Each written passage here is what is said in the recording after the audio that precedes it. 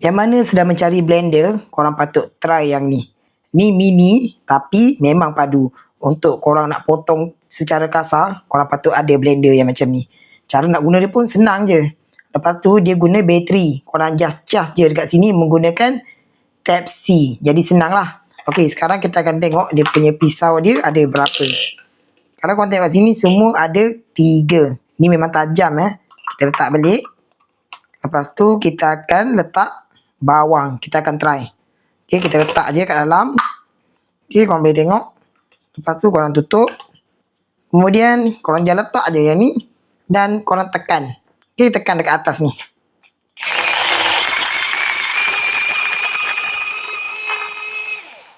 Okay, korang boleh tengok dia punya result dia. Untuk potong kasar, memang bagus. Senang kalau korang ada blender yang mini macam ni. Okey, pada korang yang nak dapatkan blender yang macam ni, dia akan bagi sekali dengan kabel Type C untuk korang cas. Jadi, yang mana nak dapatkan produk ni macam biasa, korang boleh tekan back yang ada dekat bawah. Ataupun dekat video ni ada gambar produk, korang boleh klik dan terus boleh beli.